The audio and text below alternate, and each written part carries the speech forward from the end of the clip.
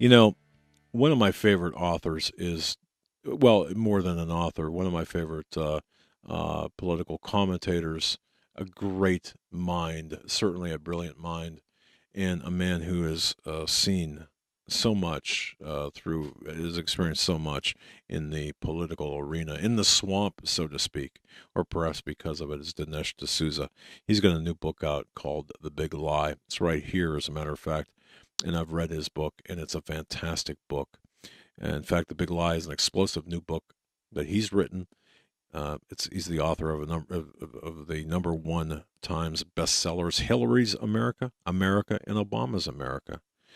So, what is the big lie of the Democratic Party, you might ask?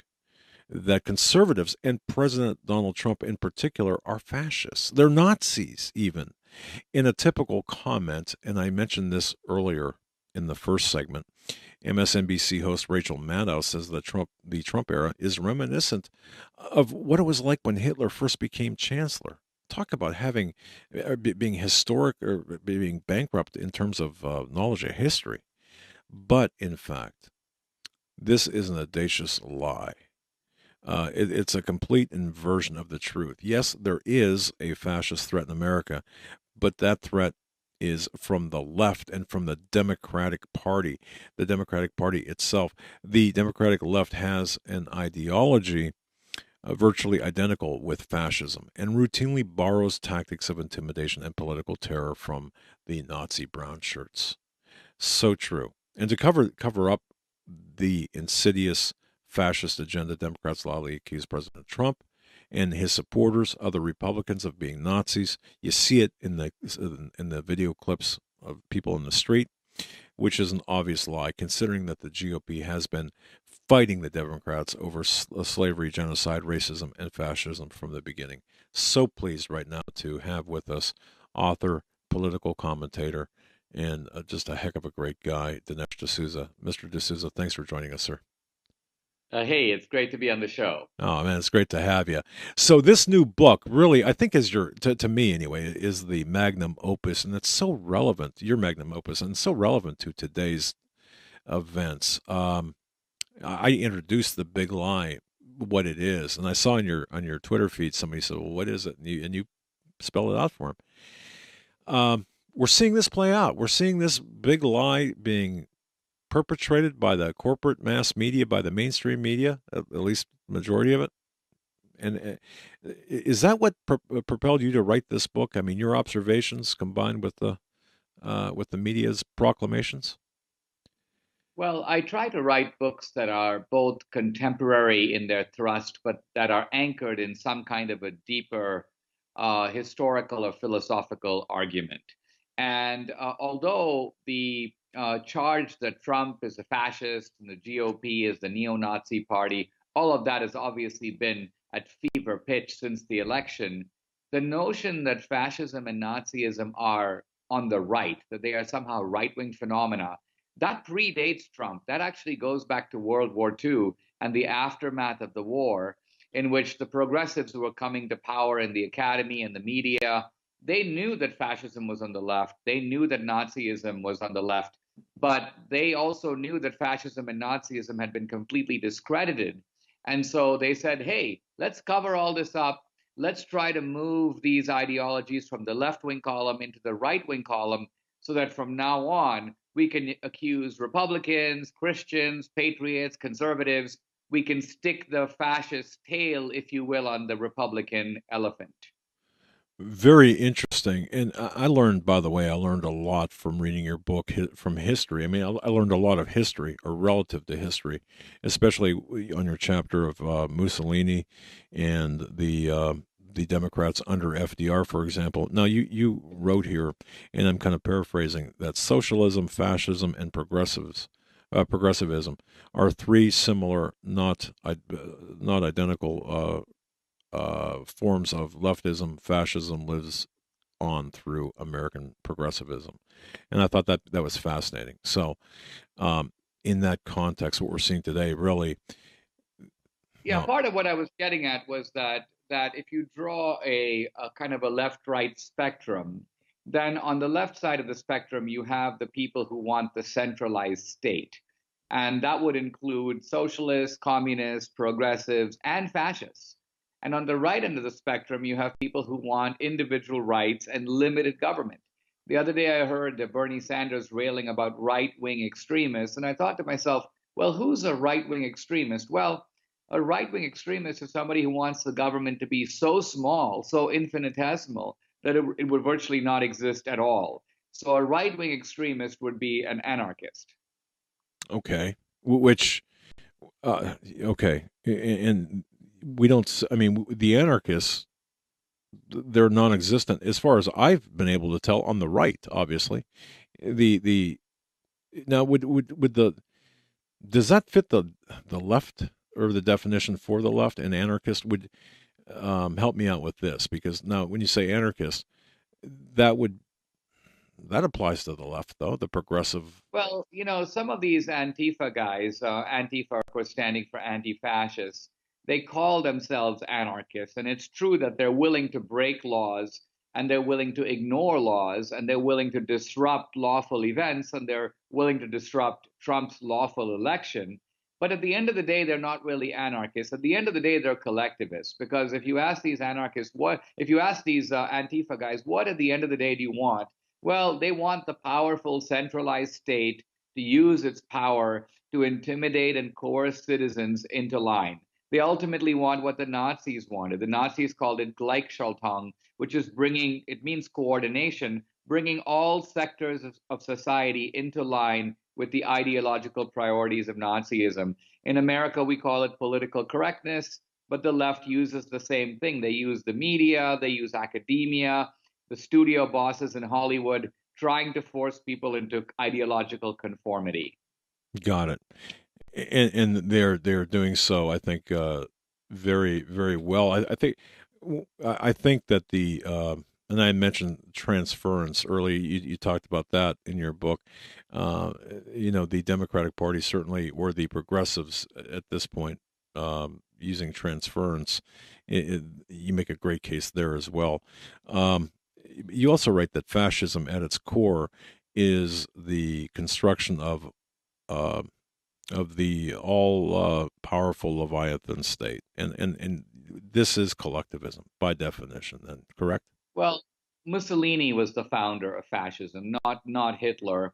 In fact, Mussolini started the world's first fascist regime in 1922, and that was more than a decade before Hitler came to power. So Mussolini puts it very well. He basically says fascism means everything in the state and nothing outside the state.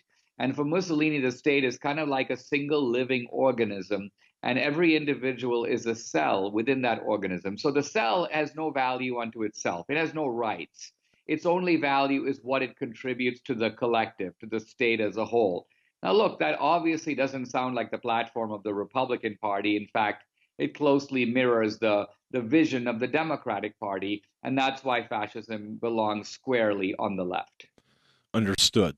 Now, one question I had as I watched these thugs, these Antifa thugs, or those who identify with Antifa and their offshoots and their comrades, do you think, or do they believe? What do they believe? I mean, do they actually believe in what that they're fighting fascism? Have they been that far gone brainwashed that they believe, and they've got no concept of history, or is this something different than what we're seeing? Well, a lot of these guys are, I think many of them are deluded. They're mindless. I know that at Berkeley, the conservative students tell me that one way that the Antifa movement is hounding speakers off campus is they just go down to Oakland and they get all these gangs to come onto campus. They give them these Antifa signs. These are just social misfits and people who want to cause trouble or get into a fight.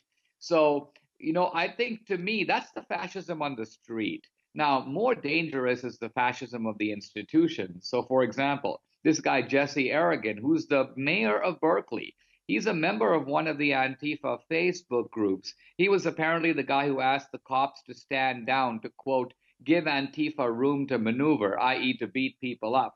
So I'm much more worried about the fascism of people who have badges, who have authority, who are in the university or in the media or in the police or in political positions of power. the fascism of the institutions is more dangerous than the fascism of the street. And ultimately, yeah, I totally agree with you on that. And I see this academia, the infiltration of academia, and I look at this, and I think we talked about this last time. Are what we see, or is what we're seeing in terms of the academia, is that the fulfillment of years upon years of infiltration? Are we seeing the Bernardine Dorn and Bill Ayers of yesteryear marching on the streets, now filling the seats of our universities and pumping this out? Or is it even worse than that? Well, part of it is the radical takeover of the universities, and conservatives have been very naive. I mean, focusing almost exclusively on political elections and not recognizing that while this is going on, the left has captured many of the big megaphones of our culture, not just academia, but also the public schools, the media, the whole field of entertainment, not just Hollywood, but Broadway, the music industry, the world of comedy, and so on. So, yes, I think that this has now become a very serious problem. And also, the left has an ability to take its thugs and make them into martyrs. By the way, the Nazis did that too. There was a Nazi brown shirt named Horst Wessel, who was essentially known for beating up people and getting into bloody fights. But when he was killed by a communist, the Nazis wrote a song to him, the Horst Wessel song, which became kind of the Nazi party anthem. And similarly, I see in America and in the West, how thugs like Che Guevara or Bill Ayers, who's part of the Weather Underground, somehow these guys are transmuted from violent thugs into ideological martyrs and heroes. Interesting. All right. One thing I do like about your book, and I don't want to jump ahead, but I know we're limited on time here, and you're so kind to give us your time this evening because I do know that you're extremely busy. Um, One of the things I really love about this is you actually show us how to deconstruct or denazify. You've got a chapter denazification, for example, and you give examples of on how we can fight back. Getting rid of Obamacare, for example, repealing Obamacare and the Dodd-Frank Act and other things. Can we overcome? Oh, I suppose we can, but do you think will we overcome the threat that we face, the peril to our republic that we face? Well, certainly, I think we can, and I hope that we will. And I think that the more that we put ourselves to the wheel and use our influence, the better it's going to be. I've been a writer and speaker for most of my career, but I've pivoted now to also making movies. Why? Because a book can be read by 100, maybe 200,000 people, and that's a lot. But a movie is going to be seen by 3 to 5 to 10 million people. That's just a completely different level of influence. Similarly, for the ordinary guy and you're, sitting at home, you think, well, gee, what can I do? I only have 50 friends on Facebook. Well, yeah, but those guys have 50 friends on Facebook. So you have a kind of a multiple, an ability to multiply your influence if you actually exercise it. So I urge people to be informed. I think if they read my book, they'll become what I call a very dangerous American because you'll be able to, in a sense, take away not only the race card but the fascism card from the left. And that's a very important thing because many commentators will come on the air or go on programs and explain the problem, but not really provide solutions. Now you provide solutions, but also the method of getting the solutions to the people, which I think is fabulous. We've got about 7 or 8 minutes left, I think. What about the book are you most I want to say proud of? Because when I was reading this book, the amount of research I went into this, I think that you've done and the amount of notes, my goodness. But is it the historical part? Is it the current part, the interfacing there, or is it? I mean, what's if you were going to sell this book to the American public? And I know that sounds like a cheesy question, but what were you most fascinated or most proud of with respect to your book, this book? Well, I think that my strength in both as a scholar and as a writer is to take ideas that are very somewhat complex, somewhat dense, but not only apply them to the world that we live in now, but explain them in a manner that anyone who, even if you know nothing about the subject, but you're moderately intelligent and you're willing to read carefully, you can learn a great deal. Now, when I began this book, I didn't know a lot of the stuff that's in the book. I began by tracing some parallels between things that were going on the left and in the Democratic Party here and over in Europe with the fascists and the Nazis. So, for example, I noticed the great similarity between, say, the Ku Klux Klan and the Nazi brown shirts. Notice that both are groups that love to wear, elaborate costumes. Both of them practice terror and intimidation. Both of them pick on racial minorities. In the case of the Klan, of course, blacks. In the case of the brown shirts, it was Jews. And both are paramilitary organizations that are part of an official political party. The Klan was essentially an arm of the Democratic Party, and the brown shirts were an arm of the Nazi Party. So I knew about those parallels, but what I didn't know is the degree to which there was a sort of almost intimate, in bed connection between American progressives and Democrats on the one side and the Italian fascists and the German National Socialists on the other. These people were communicating, they were praising each other, they were reviewing each other's books. FDR was a huge fan of Mussolini. Mussolini revered FDR. All kinds of American progressives praised Hitler. So that's the mind-blowing part of this book, is that for most people, even educated people, you'd never know any of this. You'll never find it in a textbook. And yet nothing that I'm saying is even controversial in the sense that this is my opinion versus somebody else's opinion. I'm relying on irrefutable facts of history, mainstream scholarship, and so far no one has questioned, let alone refuted, a single fact in this book. I'm glad you brought that up. I just have to take a minute and tell you this is funny because when you made the connection between, or you referenced in the chapter, I believe it was Mussolini's journey, or it was either chapter 3 or 4.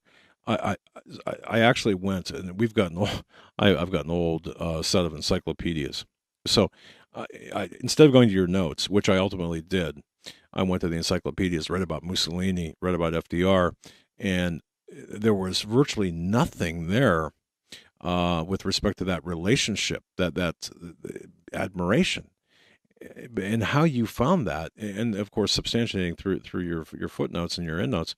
It was just amazing. So yeah, I got to tell you, man, I was blown away by that, and I don't think most people really have a clue about any of this or half of this that's in the book. I mean, think about it. Here you've got the Nazis in 1935. They're drafting the Nuremberg laws, which turn, Jews into second-class citizens. They segregate Jews into ghettos. They prohibit intermarriage between Jews and other Germans. Later, they involve the confiscation of Jewish property. So the Nazis who are drafting these notorious laws, what do they have in their hands?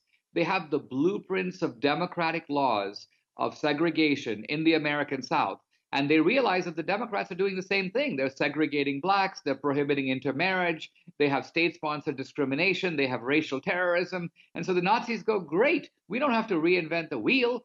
We just take these democratic laws, we'll cross out the word black, we'll write in the word Jew, and we're off to the races. So I show in the book that there aren't just similarities. The Nazis are actually drawing on Democratic Party laws in the American South to draft up their own nefarious schemes. And that is such a mind-blowing concept. Really, and I'm just wondering how many liberal progressive anchors, commentators, heads are going to explode over. I mean, I got to tell you, this is why, since the election, all these people from Van Jones to Rachel Maddow, Chris Matthews, Bill Maher, they've all been bloviating about fascism. Trump's a fascist. These people don't know what they're talking about. Now that I've written a book and they can see chillingly that I've got the goods on them, they won't have me on their shows because in 10 seconds I would make them out to be complete fools. And they know that. And so they've all gone running into their rabbit holes and they've all gone dead silent on me. And this is really, you could call it the intellectual abdication of the American left. At one time, this was a smart group of people, but it's very difficult to say that today. You make an important point there, because what we're seeing in terms of the Rachel Maddows, as an example, and at that level of political commentator, they are like an inch deep and a mile wide when it comes to the intellectual discussions. So indeed, you would just bury them with the facts that they couldn't handle. So yeah, it's no surprise to me why they wouldn't take you on head to head. I'm sure you could bury them. Now you've got one thing I want to do before time runs out. Your website, The Big Lie the book. I'm just not sure where I have it here. The website for the Well, book you where you can get a go signed to copy. bigliebook.com or my website, which is just dineshD'Souza.com, or just Google the book. It's available everywhere, not just in Amazon and Barnes and Noble, but also like in Walmart and Costco, and you can also get it as an audio book. It's Okay. available everywhere. Yeah, and DineshD'Souza.com, right on the top menu where it says Home Bio News, book is right there, and Yeah, you but can get I that. want to get a signed copy. I think you had them. I think the signed copies were on that one. Uh, the book, Big Lie, the book.com. Anyway, you can get a signed copy there, correct? I think. Yes. All right. That's what I want. All right. Perfect. And I would urge everyone to do that. Signed copies are great. And of course, all formats of the book as well. One last question here before we cut you loose.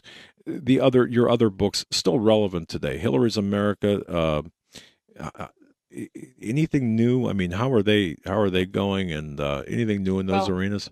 you know, it's funny because we're obviously not living in Hillary's America, and yet Hillary's America, both the book and the movie, remain very relevant because they're also the secret history of the Democratic Party. The Hillary movie, for example, is 70% not about Hillary, it's about the Democratic Party, and it excavates a whole history. So I would say that just as this new book, The Big Lie, blows up the fascism card that the left has been trying to play on Trump and on the right, the Hillary book blows up the racism card. And really, those are the two most powerful cards that the left has. I'm pretty convinced that if we take away those two cards, these people will be reduced to kind of a writhing, blubbering mess. They don't have a whole lot else left. And you've done a great job, certainly, of exposing the big plural lies in that regard. But your new book, The Big Lie, exposing the Nazi roots of the American left, number one. I mean, this is a fantastic book, and of course, from number one New York Times best-selling author Dinesh D'Souza. We're up against here shortly the network break. I just want to say thank you so much for your gracious gift of time for coming on tonight. And please keep us posted as you progress with other works, and let us know how the book is going. Appreciate I it. will do so. And thank you very much. I've enjoyed it. Thank you. God bless you, sir. Thank you so much for your patriotism and for your truth telling.